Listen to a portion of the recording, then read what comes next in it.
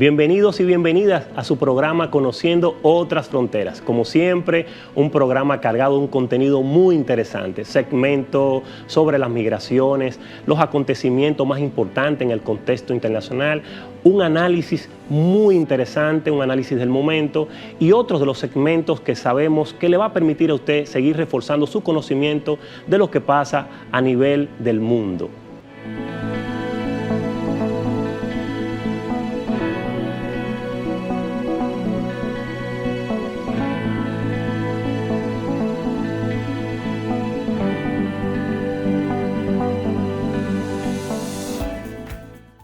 Y ahora, el análisis con José Luis Morillo Frías.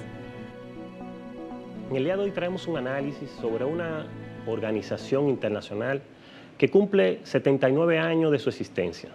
Esta organización nace como fruto del acuerdo de todos los países del mundo, o de la gran mayoría de los países del mundo, después de la Segunda Guerra Mundial en el año 1945. Estamos hablando de Naciones Unidas.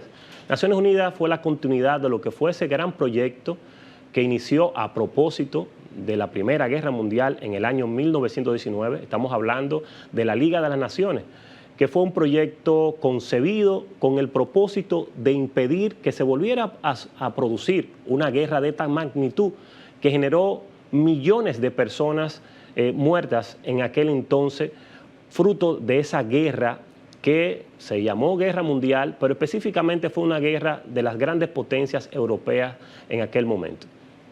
Luego de muchos años de existencia de esta Liga de las Naciones, no pudo cumplir con su objetivo de preservar la paz. Y uno de los aspectos fundamentales que la Liga de las Naciones no le permitió cumplir con su objetivo fue que la gran mayoría de estas naciones, las que habían sido las vencedoras durante la Primera Guerra Mundial, estamos hablando de Francia, Inglaterra, cada una de estas naciones continuó desempeñando un papel parecido a lo que fue el papel desarrollado por las naciones que fueron perdedoras de la Primera Guerra Mundial. Comenzaron a invadir territorios, comenzaron a no escuchar el llamado que hacían las autoridades de la Liga de las Naciones. Todos estos aspectos conllevó a que se generaran situaciones que posteriormente, con la llegada de Hitler al poder en Alemania, igualmente que de Mussolini a Italia, empezaron a generarse situaciones de invadir espacios que anteriormente pertenecían a estos países, pero además a imponer las intervenciones en conflictos que no eran de su competencia, como lo que fue la Gran Guerra Civil de España en el 1937, que trajo al poder al dictador Franco. Cada uno de estos aspectos desencadenaron en lo que fue la Segunda Guerra Mundial.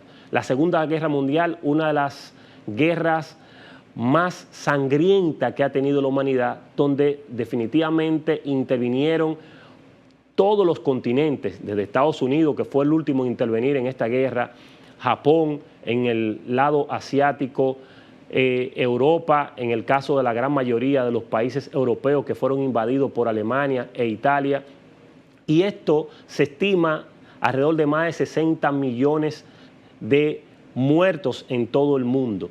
Una cosa impresionante de la cual la humanidad no debiera jamás volver a caer a esta situación. Como fruto de este elemento, se decidieron 50 países reunirse en San Francisco del 25 al 26 de abril y junio para crear lo que es las Naciones Unidas, una nueva organización que trataría de imitar lo mejor de lo que fue la Liga de las Naciones, pero tratar de corregir esa falta de autoridad que no permitió imponer el orden y mantener la paz mundial. Estos acontecimientos, en ya 79 años que lleva de fundada las Naciones Unidas, no han sido, vamos a decir, la gran novedad, porque se han seguido generando acontecimientos de conflictos armados en todo el mundo, se han seguido violando los derechos humanos, se han seguido imponiendo gobiernos autoritarios, han seguido las grandes potencias decidiendo de manera unilateral intervenciones que han puesto entredicho la autoridad de las Naciones Unidas. Y ante todos estos desafíos, ante todos estos retos que la propia Naciones Unidas se ha puesto como objetivo, que para el año 2030 se logre generar mejores condiciones de vida en la mayoría de los países del mundo a través de lo que son los objetivos de desarrollo sostenible, cada uno de estos aspectos cada día se cuestionan más. Cada día se pone en tela de juicio qué tanto se ha podido avanzar en el mundo a pesar de tener una Naciones Unidas que tanto le cuestan a la mayoría de los estados que tienen que pagar una cuota para mantener ese gran edificio radicado en la ciudad de Nueva York, pero que a final de la jornada, en palabras del propio Antonio Guterres, que es el secretario general de Naciones Unidas, las desigualdades y la exclusión social siguen campando en el mundo de una forma abismal, hasta el punto de que los estudios que siempre salen a relucir demuestran que el 1% de la población mundial tiene más del 50% de la riqueza que genera en todo el mundo. Y esto es impresionante porque cuando comenzamos a valorar si una de las cuestionantes que tenía la Liga de las Naciones desde su fundación era la falta de democracia que había a lo interno de esa organización, aspecto que se ha seguido incubando y desarrollando con mucha fortaleza dentro de Naciones Unidas, porque estamos hablando que la Asamblea Nacional, la Asamblea General de Naciones Unidas, que es donde convergen los 193 países que forman parte de esta organización mundial, sus decisiones no son vinculantes. Una cosa impresionante, porque se supone que en la democracia, la mayoría, sus decisiones son las que deben de ser tomadas en cuenta. Cosa que no ha sucedido así, y ejemplo de esto podríamos citar muchísimo, como la mayoría de las decisiones que se han tomado con el bloqueo de Cuba, de que se pueda quitar ese bloqueo casi vamos a decir, de una forma mayoritaria, y esto a pesar de eso nunca se ha quitado. La misma decisión de la Asamblea de que Palestina pueda formar parte de pleno derecho de Naciones Unidas, y esto siempre ha sido vetado por Estados Unidos por entender las diferencias que existen entre Palestina e Israel. Y cada uno de estos aspectos nos llevan a pensar que cuando una de las grandes potencias que forman parte del Consejo de Seguridad decide vetar cualquier medida que vaya en favor de garantizar los derechos fundamentales o tratar de eliminar alguna intervención militar de esas unilaterales que deciden hacer las grandes potencias, todo esto es vetado en el Consejo de Seguridad. Y es increíble que el Consejo de Seguridad, sus decisiones sí son vinculantes. Es una cosa irónica porque estamos hablando de la organización que tiene que velar por la democracia a nivel mundial, estamos hablando de la organización que tiene que velar por los derechos humanos y estamos hablando de la organización que tiene que velar por el desarrollo de los pueblos. Sin embargo, esto no es lo que sucede, es todo lo contrario. 5 países que tienen el derecho al veto en Naciones Unidas son los que deciden de forma vinculante qué se hace y qué no se hace y cuándo no se debe de hacer algo. Esto no puede ser más antidemocrático de lo que podemos escuchar y podemos ver. Y ante esta cuestionante, en la última asamblea, la más reciente realizada, la mayoría de los países comenzaron a criticar estos mecanismos. República Dominicana fue una de las que señaló que el modelo de gobernanza que tiene Naciones Unidas ya debe de cambiar. Debe de cambiar porque los países no se sienten parte de las decisiones que se toman en los organismos de seguridad de esta gran entidad internacional. De igual forma también Lula da Silva fue crítico de esto, que no puede ser posible que en el Consejo de Seguridad solamente podamos tener 5 naciones permanentes y 10 que se rotan su participación, cuando América Latina tiene más de 500 millones de habitantes y no tiene una representación permanente.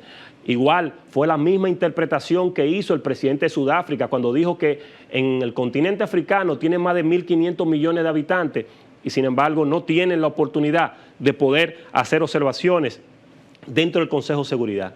Cada uno de estos aspectos cuestiona la existencia de esta organización. Cada día se hace mucho más difícil entender que nosotros definitivamente tengamos una organización que vele por los derechos de los más vulnerables, que vele por los derechos de todas las naciones del mundo. Lo que hemos estado viendo es que tenemos una organización que simplemente está para defender, promover y además de eso, tratar de que se puedan mantener los intereses y los beneficios de las grandes potencias. Esa es la realidad y es lo que hemos visto durante todos estos siglos. ¿Quién pudiera decir, por ejemplo, esa intervención que hizo Rusia en Ucrania y ante todas las resoluciones que se ha hecho, Rusia lo que hace simplemente por su poder de veto, vetar? Pero igual ha pasado con Estados Unidos, todas las veces que ha intervenido en América Latina o que ha impuesto gobiernos autoritarios en América Latina, cada uno de estos aspectos siempre son vetados en el Consejo de Seguridad, siempre que no afecte a una de estas potencias. De esta manera el mundo no puede continuar. De esta manera estamos incubando las condiciones para que pudiéramos tener en unos próximos años, que ojalá que no suceda de esa manera, una próxima guerra que se encadene en un proceso que el mundo definitivamente no estaría preparado para lo que puede suceder.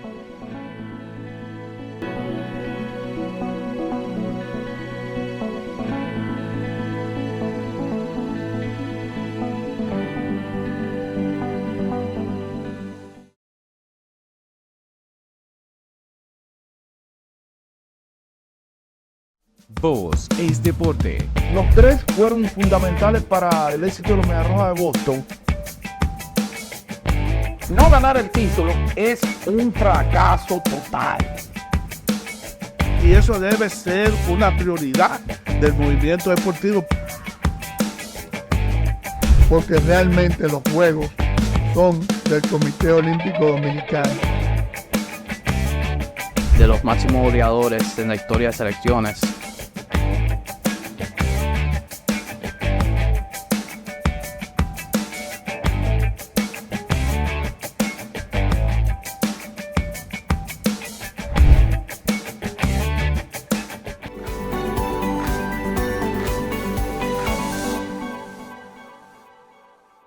Hola amigos televidentes, en el día de hoy tenemos una entrevista muy importante, una persona con una gran experiencia en temas de educación para el desarrollo, derechos de niñez, derechos humanos. Es una persona que ha vivido en muchos países haciendo un trabajo en favor de los mejores intereses de las personas vulnerables. Podemos citar Colombia, la India, ha estado en Kenia, pero además de eso, en la actualidad, es el director de Plan Internacional, una organización que todos conocemos y que sabemos su trayectoria en favor de los derechos de la niñez. Estamos hablando de Roland Gerald, que es un gran trabajador de estos derechos y lo tenemos en el día de hoy para compartir con nosotros en nuestro programa Conociendo Otras Fronteras. Bienvenido, señor Roland. Muy buenas tardes, bienvenido, gracias. Para nosotros un gran honor tenerle en nuestro programa en el día de hoy y sobre todo compartir con usted un tema muy importante que tiene que ver los derechos de la niñez. A propósito, que en este mes se celebra el Día Nacional de los Derechos de la Niñez. Nosotros como seguidores y personas que trabajamos el tema de niñez, conocemos bastante del Plan Internacional, pero estamos seguros que nuestros televidentes quisieran conocer un poco más y saber cómo nace Plan Internacional y definitivamente cómo llega a la República Dominicana. Sí, muchas gracias por esa pregunta, porque muy pocas veces hablamos de la historia. Y Plan Internacional realmente es bastante antiguo, nació en 1937, durante la Guerra Civil de España, donde un periodista inglés se preocupó por la situación de los niños en la guerra y los ofreció atención especial, niños huérfanos sobre todo. Y de ahí se desprende, digamos, la idea de un patrocinio de niños que reciben financiamiento de otros países, y la idea se expandió durante la Segunda Guerra Mundial en Europa. En realidad muchos de los países que hoy en día son donantes de plan eran como receptores de recursos en esa época.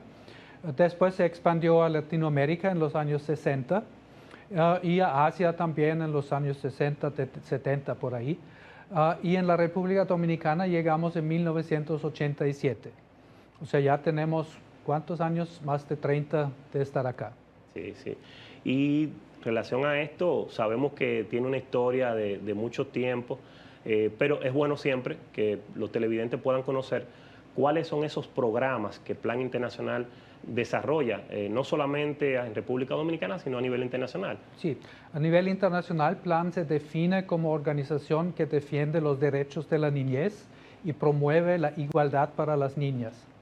O sea, somos una de las pocas organizaciones que realmente tienen el enfoque de género al inicio de sus principios. Y tú hablaste del Día Internacional del Niño. Nosotros promovimos en 2011 que las Naciones Unidas pasaron el Día Internacional de la Niña.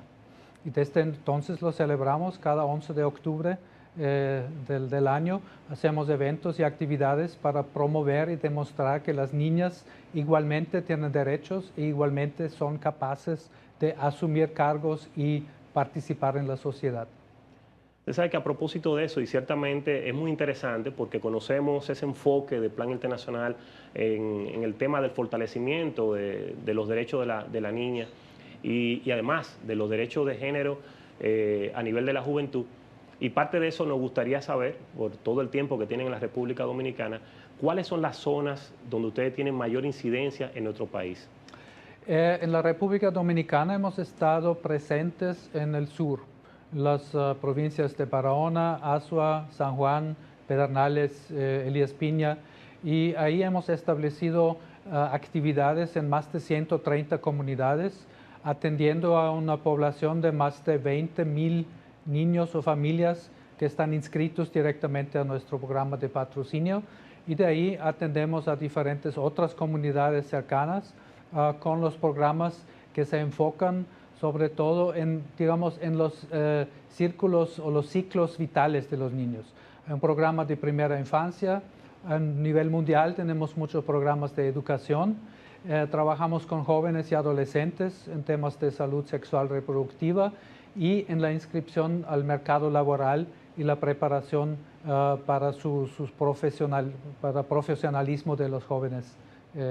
También tenemos proyectos. Señor Roland, sabemos que ese trabajo definitivamente ha impactado bastante en las comunidades más pobres de la República Dominicana, específicamente, como usted ha señalado, en la región sur del país, que es una de las zonas con mayor nivel de impacto desde el punto de vista de la pobreza. Y dentro de esto, nosotros nos gustaría, ustedes como especialistas que llevan esos indicadores de los derechos de la niñez, ¿qué tanto hemos logrado avanzar, primero a nivel de América Latina, que sé que ustedes tienen mucha incidencia en América Latina en cuanto a los derechos de la niñez y específicamente de las niñas, y que esto igual lo podamos traducir en la República Dominicana, qué tanto también República Dominicana ha avanzado, y ahí que usted nos pueda hablar de esos indicadores que sé que maneja bastante bien? Bueno, tal vez antes de responder a esa pregunta, déjame agregar algo al tema geográfico, porque es importante que en este próximo periodo estratégico queremos expandir nuestra presencia y queremos iniciar programas en la zona norte, en la zona este, donde también vemos muchas necesidades, y pensamos que los programas y proyectos que desarrollamos en el sur, las metodologías y las ganancias o los resultados que tenemos ahí, podemos fácilmente aplicar en otras zonas también. Pero ahora volviendo al tema de los derechos en Latinoamérica, pues Latinoamérica, de mi percepción, se distingue por una diferencia entre las leyes escritas y la práctica. O sea, vemos que varios países tienen como buen avance de ajustar su marco legal a los convenios internacionales de los derechos de la niñez, pero la práctica se queda atrás. Y la República Dominicana no es ninguna excepción al respecto. Y en muchos casos es la falta de recursos y la falta de capacidades técnicas para que las políticas que sí existen realmente llegan a las comunidades más necesitadas, más lejanas. Y ahí creo que nosotros, como parte de la sociedad civil, podemos jugar un papel importante para llevar mensajes, para llevar prácticas, para llevar políticas concretas y ayudas concretas a las comunidades, a los niños que lo necesitan. Hay un poco interesante, hemos visto estudios que ustedes han hecho sobre el tema del matrimonio infantil en la República Dominicana y un poco cómo el asunto que tiene que ver con los derechos de la niñez y sobre todo de las niñas en muchas comunidades de nuestro país todavía siguen en un cuestionamiento permanente. Ahí me gustaría un poquito conocer la mirada del Plan Internacional con relación a este tema. ¿Qué están haciendo ustedes, lógicamente, que sé que es uno de los temas que ustedes trabajan, pero de igual forma, ¿qué está haciendo el Estado Dominicano? Si lo está haciendo, pues igual conocerlo para que los amigos televidentes puedan tener más información al respecto. Que bueno, ese ejemplo de los matrimonios infantiles es muy bueno porque demuestra que sí hemos logrado en la lucha con diferentes otras organizaciones que el Estado pasara una ley contra el matrimonio infantil en 2021 creo que fue. Y eso sí existe, o sea, ya no deberían existir esas uniones, pero lo que sí sigue en la práctica son las uniones tempranas. O sea, vemos muchos niños, muchas niñas sobre todo, que son parte de uniones tempranas y son víctimas de embarazos tempranos que son riesgosos en términos de salud. Y ahí es que apliquemos esa ley de que las niñas no deberían tener hijos ellas mismas. Y nosotros trabajamos con ciertos programas o programas como Crecer Contenta para reducir ese porcentaje. El Estado dominicano está bien organizado, o sea, existe la ley, existen las instituciones, existe la red de protección que está llamado y dirigido por CONANI, el Gabinete de Niñez y Adolescencia, y junto con diferentes otras instituciones llevan la batuta al respecto, pero no llegan a todas las comunidades. Ahí tenemos que involucrar las administraciones locales, los municipios, las provincias, para que también asuman parte de la responsabilidad, pongan recursos y nos permiten trabajar en esas zonas para realmente convencer y educar niños, niñas y sus padres y todas las comunidades cómo prevenir el embarazo temprano y qué consecuencias negativas tiene. Mire qué interesante que usted menciona la relación directa que existe entre el matrimonio infantil, o más que el matrimonio infantil, como usted dice, por ejemplo, las vinculaciones tempranas que se dan entre niños y jóvenes, y esto está muy vinculado al tema del embarazo en adolescentes. Ese embarazo, por ejemplo, que genera tantas situaciones en la República Dominicana, y muchos sabemos que incluso parte de los niveles de pobreza que se vislumbra en la mayoría de las comunidades de la República Dominicana está muy vinculado a esos embarazos a temprana edad. Y ahí por eso igual me gustaría también preguntarle a usted qué se ha ido haciendo en República Dominicana con este tema, porque incluso sabemos que muchas de las personas que no tienen documento, ningún tipo de documento, es porque vienen de familias históricas que han estado embarazándose a temprana edad, y esto ha ido generando una falta de documentación que se ha ido acumulando a través del tiempo. Entonces, les reitero, me gustaría un poquito conocer qué está haciendo Plan Internacional con el tema de embarazo en adolescentes. Sí, bueno, déjame empezar con la buena noticia. Y la buena noticia es que por primera vez hemos visto este año que las tasas de embarazo temprano han bajado.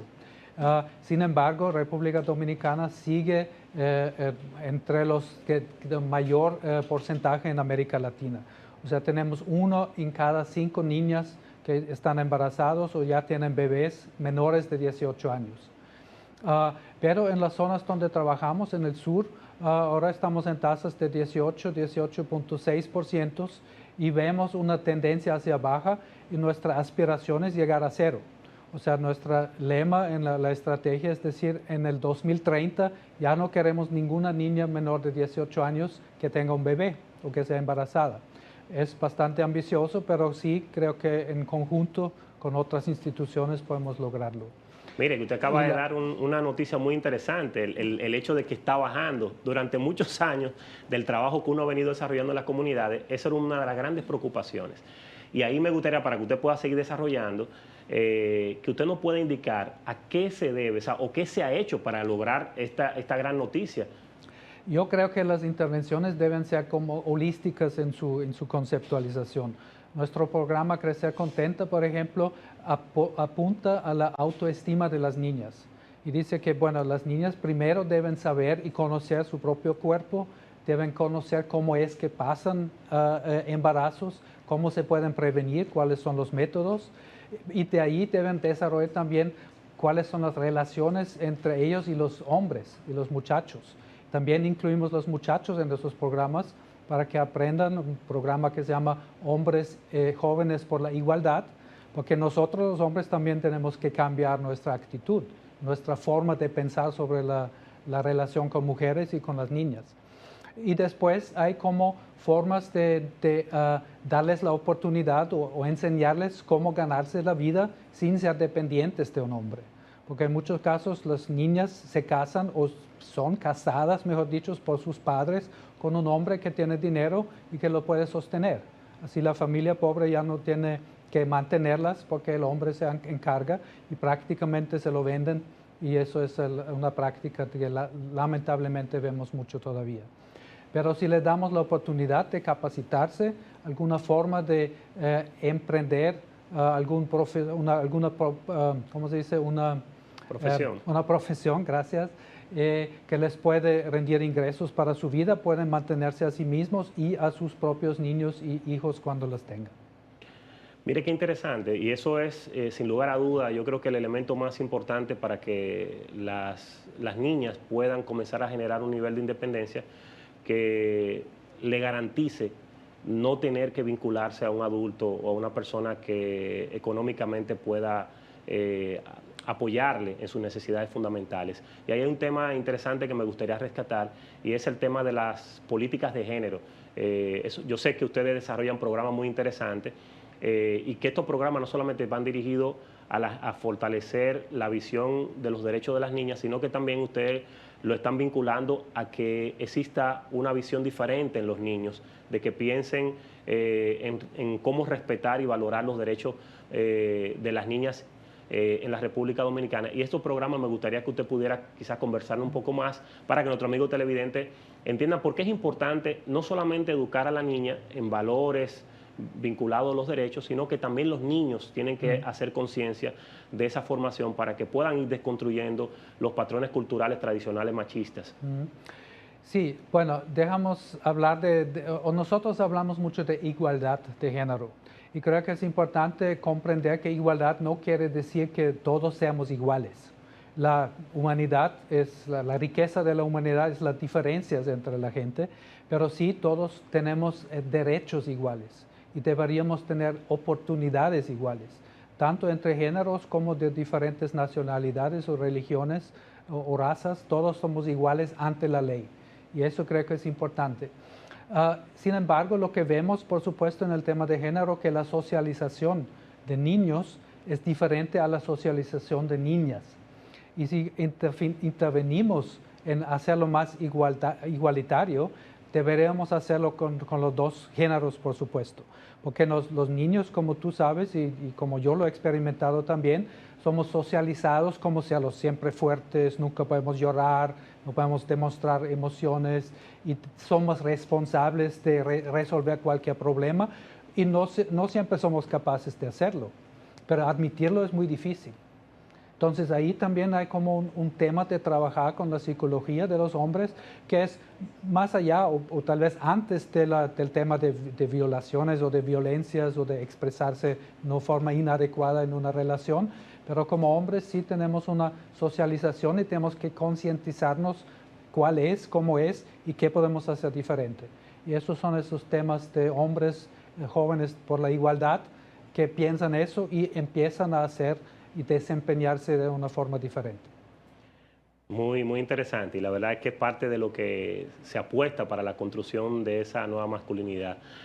Hay un tema interesante que no me gustaría dejar pasar sin compartirlo con usted, sobre todo porque sé el gran trabajo que ha venido haciendo Plan Internacional a nivel de muchas de las reformas que se han dado a nivel del marco legal de la República Dominicana. Y como usted sabe, hay una reforma constitucional que está pendiente de terminar de comenzar a debatirse, a discutirse en todo el país.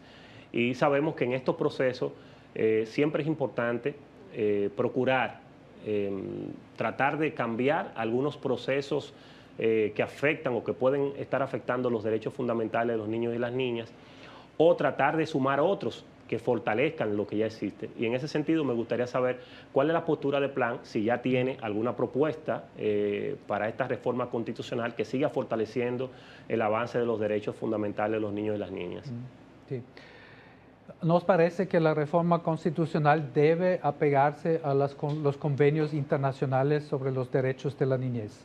Eso vamos a vigilar, y creo que un tema que debería aparecer ahí es el tema de la protección de los niños y las niñas contra la violencia. Lamentablemente todavía no está excluido o ilegal, digamos, el maltrato de niños en todas las circunstancias. Todavía se permiten castigos físicos en ciertas situaciones y eso creo que deberíamos eliminar. Eso nos sería muy importante en este proceso. Y trabajamos con el concierto de las ONGs y de la sociedad civil en el país y colaboramos con las instituciones que están llamados para garantizar esos derechos de la protección, como el CONANI, como el INAIPI, como el GANA, para que ellos vigilan y se aseguren que esa reforma constitucional se apega a esos temas internacionales del derecho existente. Mire, finalmente no nos gustaría dejar de poder abordarlo usted con algo que sabemos que parte del día a día de Plan, y es cuáles son esas recomendaciones que usted pudiera dejarle a la ciudadanía dominicana de cómo seguir aportando o apoyando todos esos programas que ustedes desarrollan a nivel nacional y además cómo también ser parte de la promoción de los derechos que ustedes vienen trabajando para que la ciudadanía pueda colaborar con ustedes y seguir fortaleciendo los derechos de la niñez en nuestro país. Muchas gracias por esa pregunta, porque precisamente eso es una de las apuestas que tenemos. Sentimos que la responsabilidad de mejorar la situación de los niños es de todos y todas en este país. Y estamos ofreciendo a donantes individuales aquí en el país para que nos apoyen con una contribución de unos 600 pesos al mes. Se pueden convertir en socios o en, ¿cómo se dice? Se pueden convertir en contribuyentes a nuestros programas.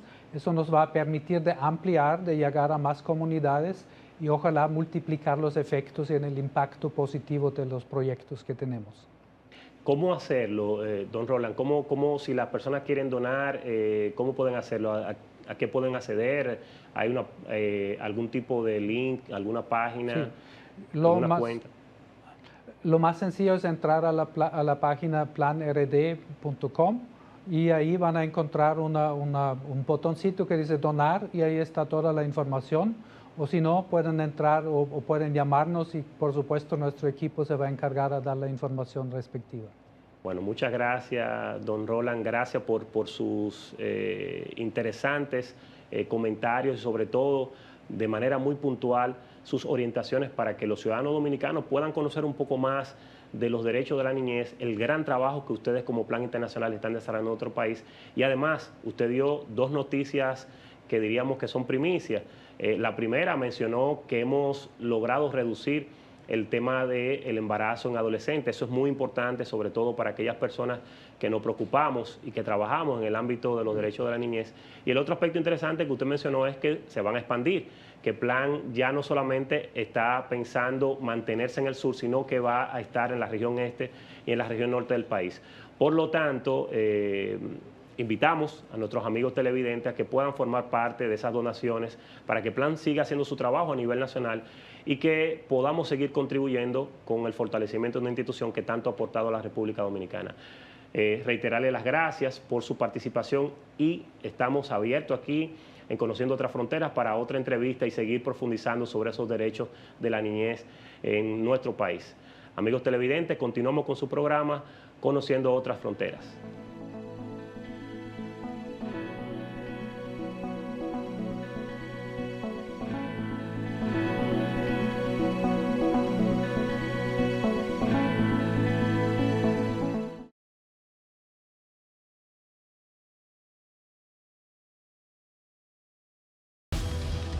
El mundo, sus complejidades, cultura, datos curiosos.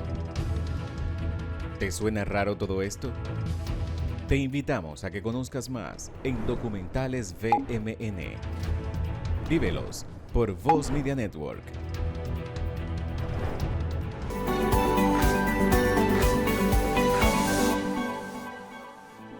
Estamos de regreso en su programa Conociendo Otras Fronteras y como siempre tenemos a nuestro experto Orland Joy para tratar el panorama económico. Muchas gracias, Domingo, querido televidentes, ¿cómo están? Espero que bien. Feliz de volver aquí, como siempre. Gracias, gracias. No, hermano, yo creo que hay un tema muy interesante que comienza a crecer de una forma impresionante a nivel internacional, y es la industria del café. Así mismo es, correctamente. Mira, Morillo, la industria del café es algo que sucede lo mismo en muchos commodities. No necesariamente ser el mayor productor significa ser el mayor exportador que hay. Pero vamos a entrar antes de eso en materia. Para aquellos que no conocen la industria del café, hablar un poquito del concepto en sí rápidamente. Existen es por semilla, existen dos tipos, la robusta y la arábica. Cada una tiene unas particularidades en cuanto a aroma, sabor, acidez, que permiten de una forma u otra, y dependiendo los diferentes tipos de roasting, eso significa el tostado que se le haga, te va a dar un sabor u otro, específicamente en ese sentido. En ese sentido tenemos que de los mayores productores, comenzando por ellos, están Brasil. Ya nosotros conocemos Brasil, es el principal, mantiene esa posición dentro de hace 150 años más o menos. Y vamos a ver si la va a poder mantener debido a algo que vamos a decir más adelante. Pero Brasil es uno de los principales productores de café, aporta aproximadamente de los 350.000 millones en beneficio que se hace a nivel del café, aproximadamente 50.000 son de ellos. Tú dirás que es poco, pero bastante. Para que sea un solo país latinoamericano así de grande, es bastante. Pero ellos exportan principalmente la materia prima, igual que lo hace Vietnam, igual que lo hace, voy a mencionar países de Latinoamérica, Honduras, otro país de Asia es Singapur, se llama, no, Indonesia. Singapur está comenzando desde ahora en ese sentido. ¿Cómo se exporta el café en esta parte? Se exporta concentrado primeramente en sacos de 60 kilogramos cada uno. Se caben de 320 a 350 sacos dentro de un contenedor de 20, estoy diciendo los estándares, ¿verdad? Dentro de un contenedor de 20 pies, en ese sentido. Y eso es lo que se exporta a países que son Estados Unidos, Suiza, Italia, Alemania. Alemania importa bastante desde muchos de los países de Latinoamérica. Y dicho sea de paso, para que tú veas, y los amigos televidentes también, cuestiones geopolíticas, cómo afectan. En la Unión Soviética, todos conocemos la Alemania del Este, ¿verdad? Esta Alemania del Este, al tener el problema de producción que siempre tenían, tuvieron que recurrir para el café, que era una bebida bastante importante, y sigue siendo una bebida bastante importante en el mundo, a los árabes exportando más café que cualquier otro productor. Mira qué interesante eso, la verdad que Orlando, porque normalmente siempre uno tiene la tendencia a ver el café en los países tradicionales, productores, como acaba de mencionar a Brasil, has mencionado Vietnam, otro importante es el colombiano, que es uno de los cafés quizás que uno más conoce por la calidad que tiene el café de Colombia, pero ver ahora que tú señalas también lo de los países árabes involucrados en grandes producciones de café, nos deja una interesante y, si se quiere, muy buena impresión, porque eso indica que vamos a comenzar a ver otros grandes mercados produciendo, no solamente consumiendo el café, sino también produciéndolo. O sea, que es interesante. Por último, Lanyo, ¿qué tú pudieras decirnos en términos de esto, de esta producción de café? ¿A qué se debe el incremento en los últimos años que hemos notado que, si bien es cierto, el café se ha consumido durante cientos de años, pero en los últimos años hay una tendencia al consumo ya mucho más masivo? De hecho, tú lo ves por los grandes centros de café que hay a nivel de todo el mundo, y en nuestro país ni decir, el dominicano le encanta el café. Entonces, ¿qué sucede con eso? Ya se ve que hay una necesidad, y por eso es que los saudíes y los emiratíes están invirtiendo, porque ellos no solamente están pensando para ellos, ellos están pensando en el futuro. Ya, entonces quiere decir, esas exportaciones que hace Brasil, ¿a dónde van a parar? A Europa van a tardar mucho, porque todos los cultivos, o mejor dicho, y más ahora en una sequía que ellos están teniendo, tuvieron una sequía y han tenido problemas también de cultivo. Más o menos se está sintiendo en un 25% todo lo que es la producción de Brasil. de café en ese sentido. Y ya por ahí ya uno puede seguir derivando, el tiempo no nos va a dar seguro, pero... No, pero Olanjoy, gracias, la verdad es que conocer del café, sobre todo a los amantes del café, que le encanta el café, saber que hay otros mercados que se están abriendo, pero que además hay otros países que también lo están produciendo, pues nos permite comenzar a degustar de esta bebida que es tan exquisita y que además nos mantiene despierto a todos y todas. Así que, Olanjoy, gracias y continuamos en su programa Conociendo Otras Fronteras.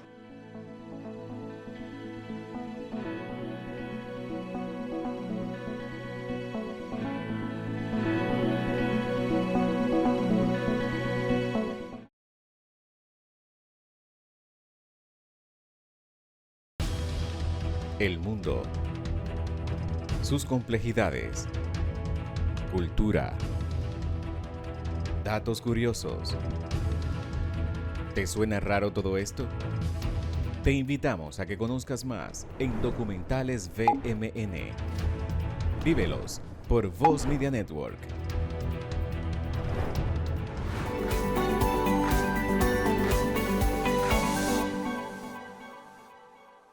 Hola mi gente, ¿qué tal? Bienvenido a su segmento Hablemos de Historia. En esta ocasión estaremos hablando del cantante dominicano Eduardo Brito, mejor conocido como Eleuterio Brito Aragonés. Eduardo Brito nació el 21 de enero del 1906 en Puerto Plata, hijo de Gloria Aragonés y Julián Brito. Fue un cantante de ópera y zarzuela dominicano. Está considerado como el cantante nacional de la República Dominicana. No es hasta después de haber cumplido los 10 años de edad donde se dio a conocer su voz como el limpiabota que canta. Finalmente su voz le llevó a encuentros con músicos reconocidos y prestigiosos de toda la región y cantaba en el Café Yaque, donde obtiene gran éxito.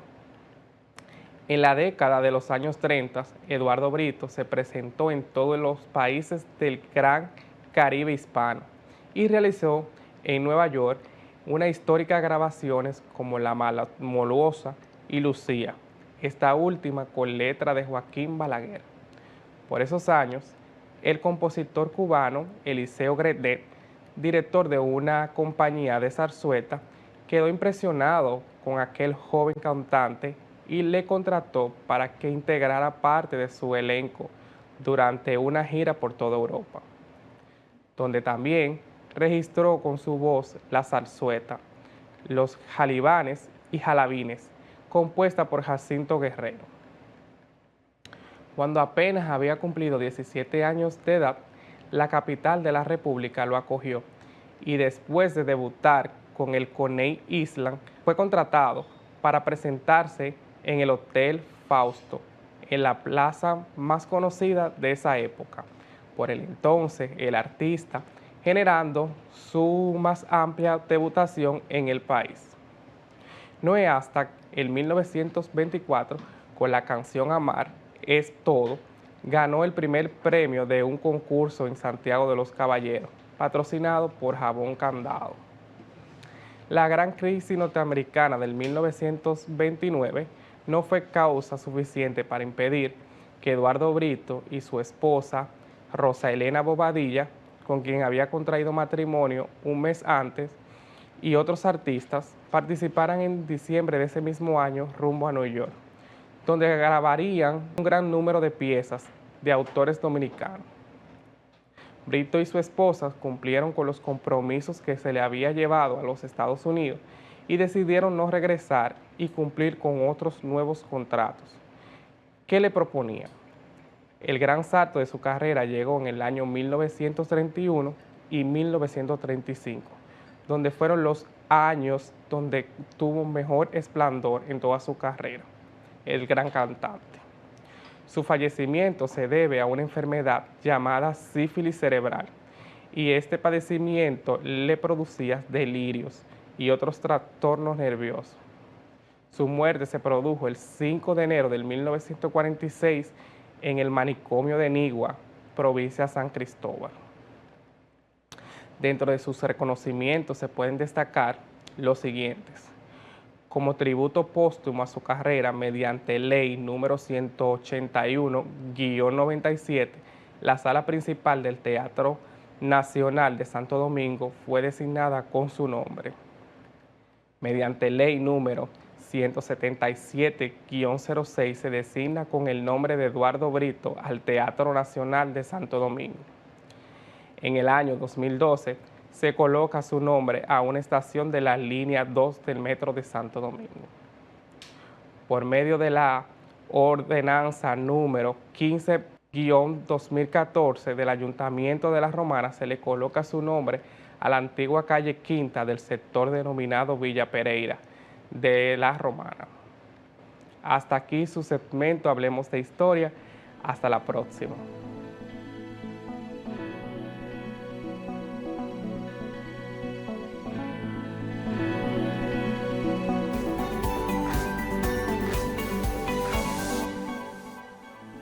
La ciencia, la educación y esas grandes curiosidades que tenemos nosotros los dominicanos siempre tiene acogida en nuestro programa en ¿Sabías qué?